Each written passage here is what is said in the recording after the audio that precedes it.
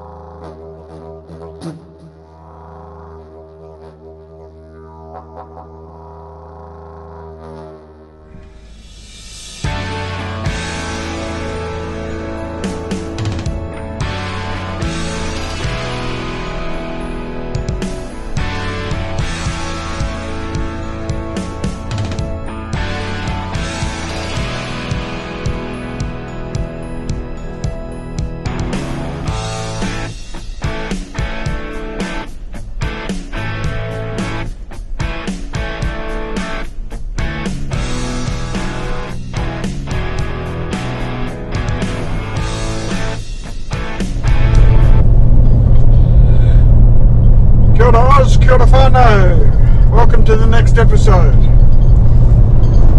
So at the end of the last episode I told you that had problems with the water heater. So I've just so that's been fixed. Had to replace the water heater. So while it took a bit of a hit, of course it's only just out of warranty. So now I'm on the road heading for Hydeaway Bay. Greg and Lee are already there. They've already checked me in, got sorted out. I waited for the van to be finished, and so I picked it up at about 1 o'clock, and yeah, now I'm on the road to Hydeaway Bay, which is about 20 minutes out of Airlie Beach. And of course, the last time I was up this way with Selena, Airlie Beach was as far as we got, as far north as we got rather. So yeah, after this stop we start marking the map again. So not sure where this episode will take us or how far north, but anyway, I presume we'll be up past Cairns. So we'll take you along.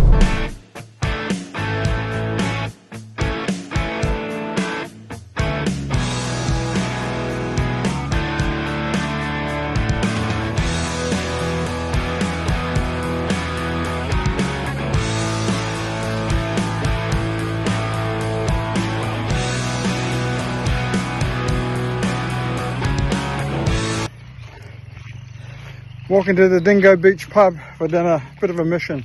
They're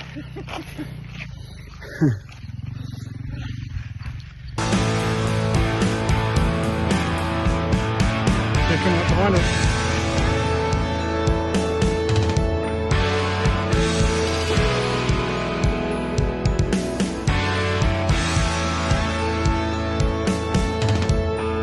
Morning, we're in Hydeaway Bay, which is sort of in between Proserpine and Airlie Beach. So we rolled in yesterday. Greg and Lee went out first and they came in and booked us in while I waited behind to get the water heater seen to. So the guys at Jayco Caravans replaced the water heater, dropped it off at 7:30 and it was done by 1 o'clock, so I was on the road by 1 o'clock, and got in here about, I don't know, 3:30ish, set up, and then yeah, we were done. And last night we took a walk over the hill to Dingo Beach, to the Dingo Beach pub for dinner, which is a bit of a hike, bit of a hill to climb, but anyway, that was all good. So we did that. Today we're going to roll into Airlie Beach, or we're going to go into Airlie Beach and have a look around. Yeah, and then tomorrow we head north towards Cairns, or towards Townsville.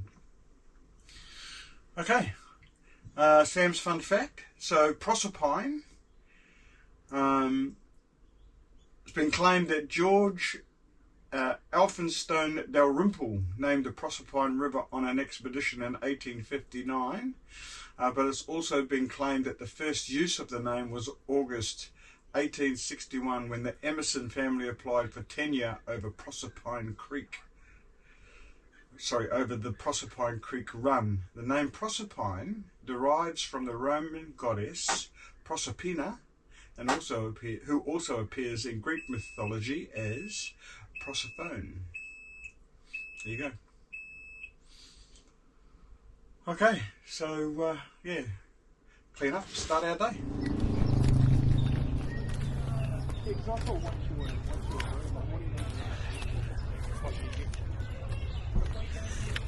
Here at the Airlie Beach Lagoon.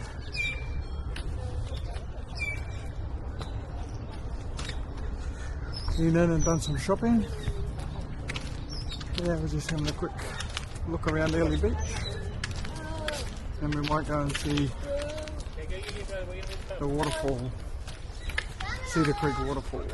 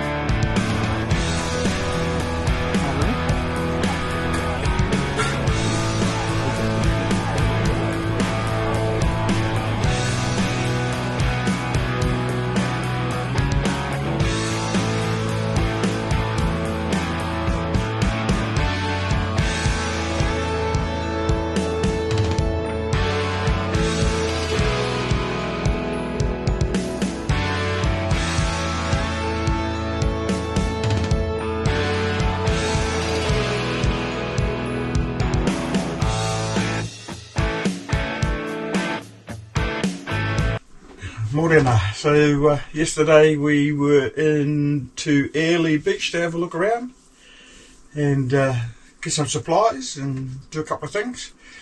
Then last night we headed off to Cape Gloucester for dinner, which was very nice. Today's a travel day. We're heading north to Balgal Beach, which is about 3.5 hours north. We're there for one night, then we'll head north again for a couple of nights just outside of Cairns. So hopefully we can outrun the weather that's starting to close in. A little bit of drizzle today, nothing major, but I think we're still right on the band of a big front that came across the country and is sort of hitting southeast Queensland. So hopefully we get in front of that with 3.5 hours north. Okay, so Sam's fun fact. On the 17th and 18th of January 1970, Cyclone Ada devastated the Whitsundays and Airlie Beach area.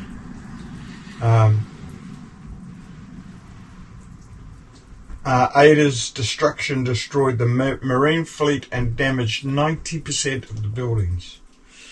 Of the 14 lives that were lost, 12 were lost at sea. So there you go.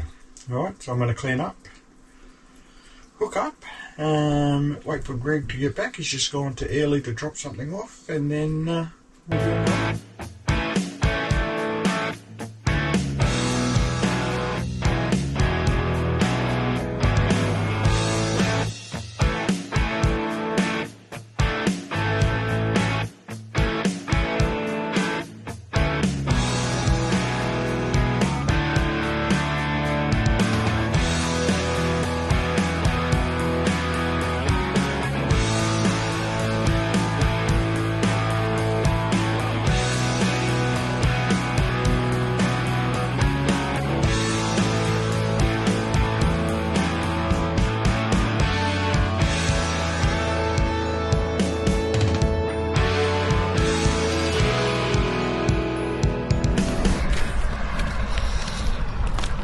So we're at the Big Mango in Bowen on our way north to Balgal Beach.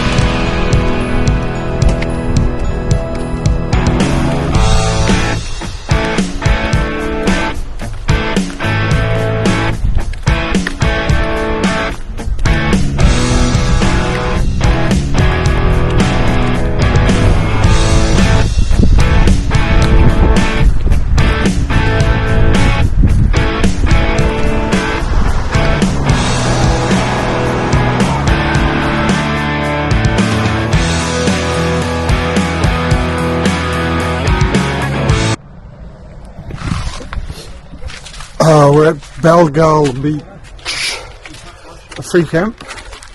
About a 3.5 hour drive today, but now we're camped up for one night before we head north again. So yeah, nice little spot.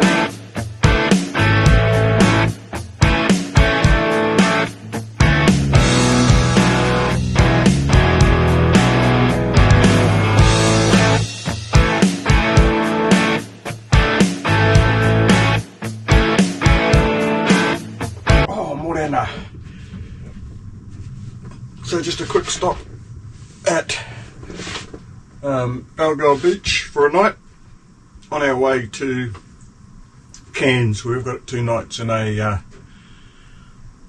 low cost camp. About 3.5 hours, 4 hours on the road today. Came in through Bowen and the big mango, hence Sam's fun fact. Hold on. The Kensington Pride mango is one of several commercial varieties of mango grown in Australia, often regarded as Australia's favourite eating mango. The Kensington Pride has a sweet, long, and is synonymous with warm summer days and Christmas feasts, and it's grown in the Bowen area. There you go. William Lott pioneered the sending of mangoes to Sydney by sea freight, and after his death, Harry, his son, continued out. Harry found out that the Kensington cultivator proved very popular on the Sydney markets, so he zealously prevented other local growers from acquiring its seed. There you go.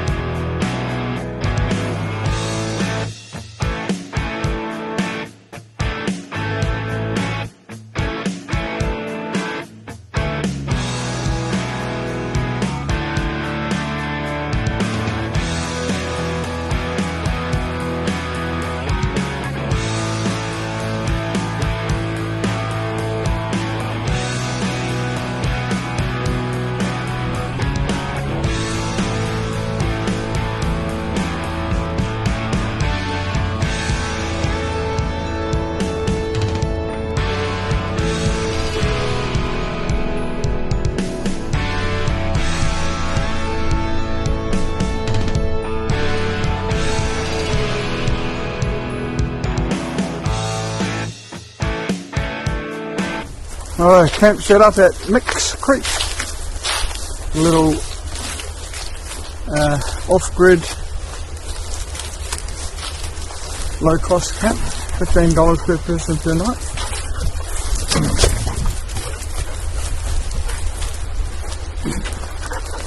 You don't hear from us.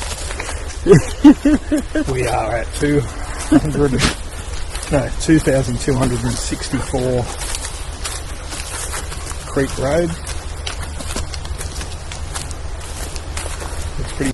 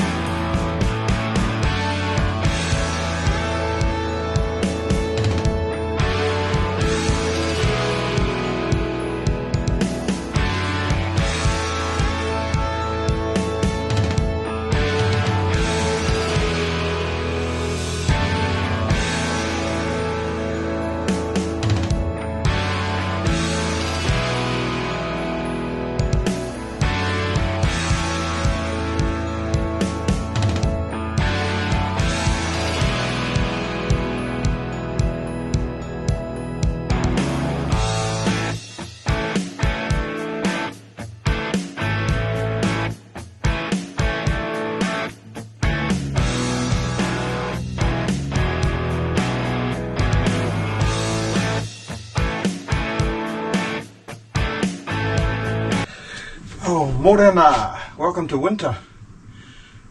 So we rolled it into a place called Mick Creek, a little low-cost camp. Just the two of us camped here, off-grid camp, just south of Cairns.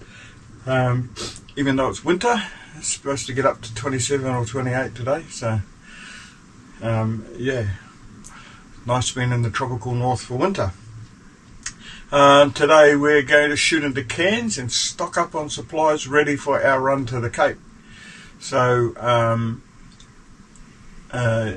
yeah, we'll be dropping the vans at a place called Fairview Station and then running to the Cape in just the cars. So we need to stock up with food and water, etc., ready for that run. Sam's fun fact, we stopped at Babinda Boulders coming up to this location just for a look at the boulders. You'll have seen that on the video.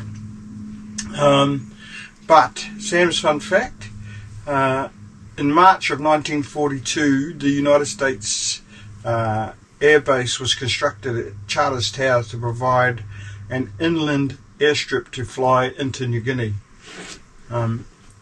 They were all United States bombers based at that camp.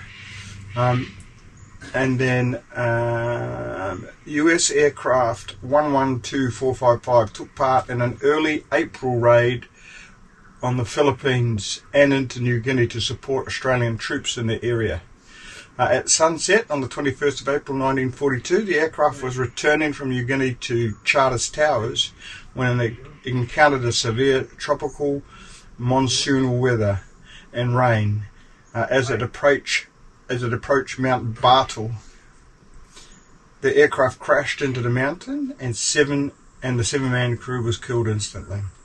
A number of people from the local area, civilians, volunteers, searched the mountain for 2 or 3 days looking for the crash and possible survivors. There are 116 United States airmen known to have lost their lives in air crashes in 1942 within a radius of 250 kilometres of Babinda in Queensland. There you go. Alright, so we're going to clean up and head into town, get our supplies. We'll come for a look at Rusty's Market in Cairns. down the park now. I've got to find Lee.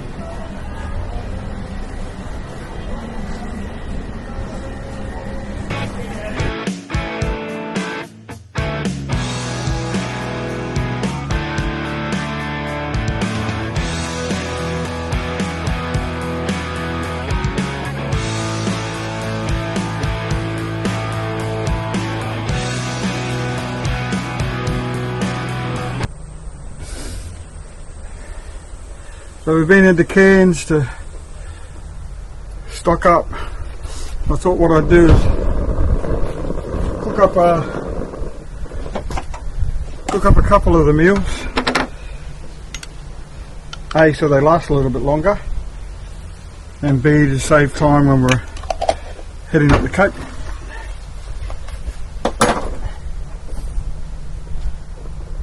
And then vacuum pack them or cryovac them or whatever you call it.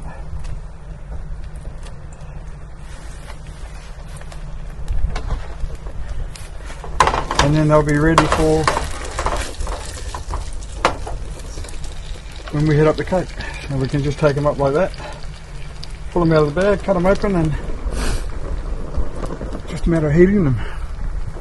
Whether that's over the fire or on this cooker. Make things nice and easy. The first one I'm doing is just a bit of a sweet and sour chicken stir fry, nothing special. Some chicken, cauliflower, red capsicum, some sweet and sour mix, soy sauce, bit of mixed spice, and some chili flakes. So nice and easy.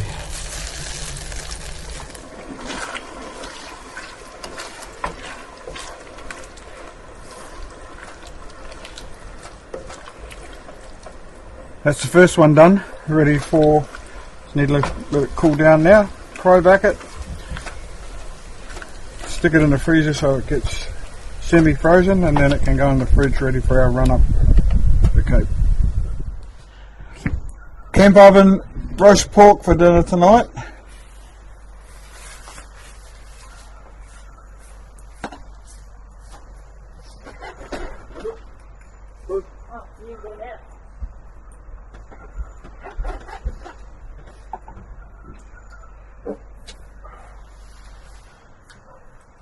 Perfect.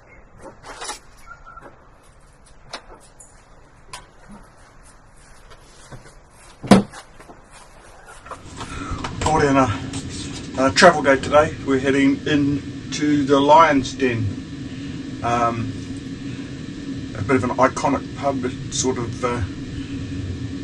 kick-off point to start heading up the Cape. It's just south of Cooktown, so we'll go there for a couple of nights, go in and have a look at Cooktown, and get ready to start our run. So yesterday we went into Cairns and stocked up on a lot of stuff ready to take up north with us. I did some cooking and froze some meals, and generally getting stuff ready to go up north. Greg did a bit of work on his car, moving stuff around. So yeah, we'll be just about ready to go. Sam's fun fact. So at the Babinda Boulders, the legend, the Aboriginal legend for the creation of those Babinda Boulders goes that the creation of Orlana's pool, also known as Devil's Pool, a long time ago, Orlana, a beautiful young wife of an elder of the Wan-Yura tribe, fell in love with Dingo, a handsome young man from a visiting tribe. The two lovers, knowing that tribal law forbade the union, ran away together after having been discovered camping by the creek. Dingo returned to his tribe.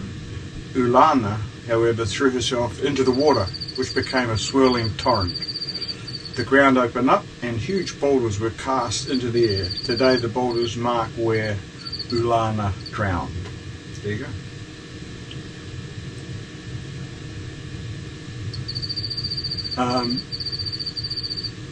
Okay, so we're going to clean up, hook up and take off.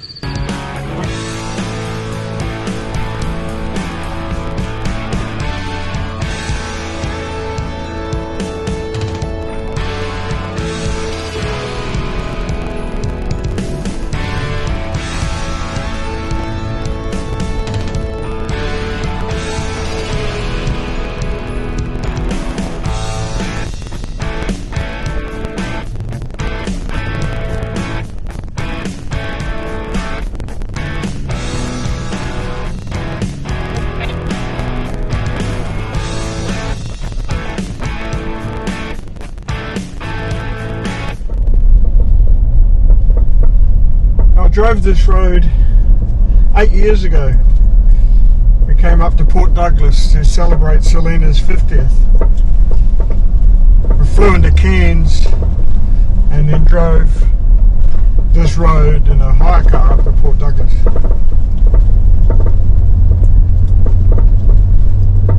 So once we passed Airlie Beach on this trip, it was the furthest north on the east coast that I'd taken the caravan.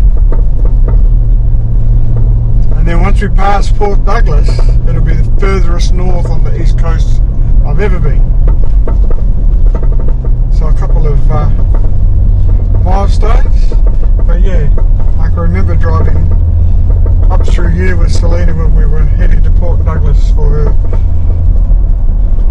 50th. The family all flew up and surprised her for a dinner we had up there.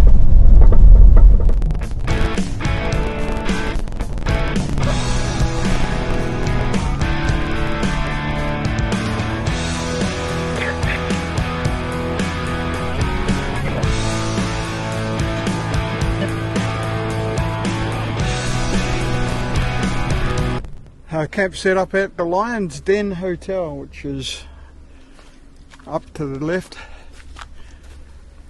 which is an non-powered site. Yeah, nice little spot, bit of an oasis. She's hot, so we're officially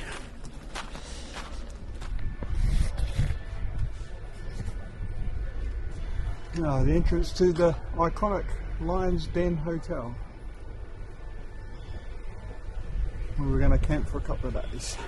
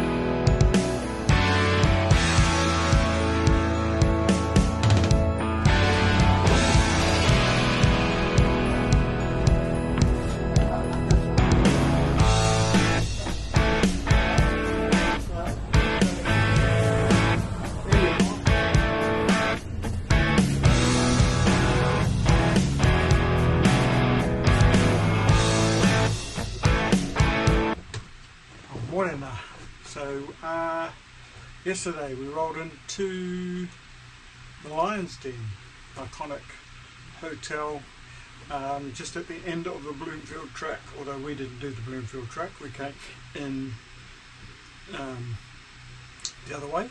Can't remember the name of the highway, but anyway. So we're just south of Cooktown. We're here for 2 nights before we'll head to our jump off point for our run to the Cape. Tomorrow, so today basically we were 5 hours on the road today, so it was a pretty heavy run. Tomorrow we'll head into Cooktown for a look around Cooktown before we pack up and head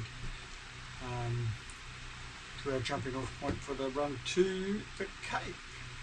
So, Sam's fun fact, the historic Lions Den Hotel was established in 1875. In 1875, a young Welshman from Rossville, Jack Ross, and his wife Annie decided to open a new hotel with the Little Annan River and the Mungumbi Creek joined. The area later became known as Helensvale. The new hotel was named the Lions Den Hotel after the Lion Den tin mine on the nearby tableland. Sadly, Jack Ross, his time at the Lion Den was short, for at the end of 1889 he died at the age of 23, leaving his young widow Annie and his infant daughter Louise behind. Annie Ross ran the Lions Den for several years on her own while raising her two children before marrying George Watkin, and the hotel remained in the hands of the Watkin family for several generations. There you go. So it's the historic Lions Den Tavern. Bit of an iconic site that everyone tends to stop at. Oh, we're in Cooktown. Come for a look. Beautiful day. Temperature's getting up there though.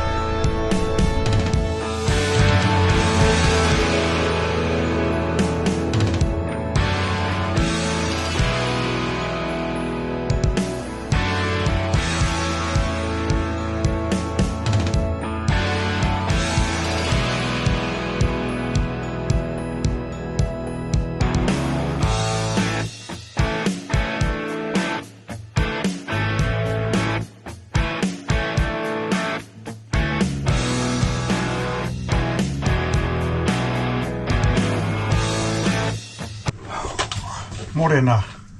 So travel day today.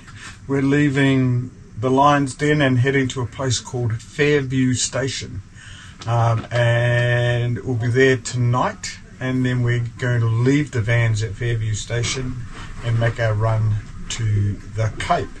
So we're really looking forward to that. So today basically is going to be spent sorting out the stuff that we want to take with us in the cars, packing the cars, and then making the vans ready to be left behind. So yeah, that's what's happening. Yesterday we went into Cooktown, had a look around Cooktown. Awesome little spot, Cooktown. Yeah, hot, but we had a good look around in Cooktown. So yeah, that was good. So Sam's fun fact: the site of modern Cooktown was the meeting place of two vastly different cultures when in June 1770 the local Aboriginal Gugu Yamarita tribe, something like that, butchered that, I'm sure.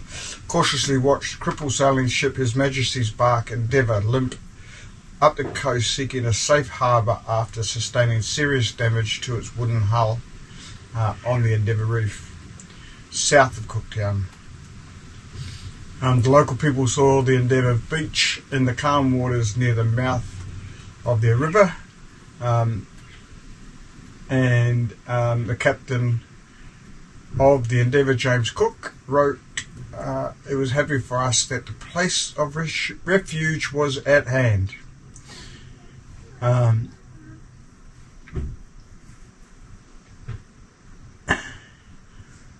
They spent 7 weeks on the site of present-day Cooktown, repairing the ship, replenishing food, water supplies, and carrying out their sick. It's also the first time that Europeans had seen kangaroos,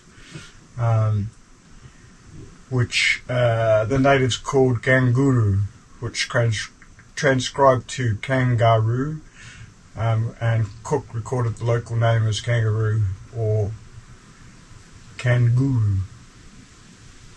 There you go. So the first recorded sighting of kangaroos by Europeans was on Grassy Hill, which rises above the place where the ship was beached. Alright, so we're going to clean up, pack up, and head to Fairview. So we have left the Lion's Den and we're heading for Fairview. So I'm going to end the video here.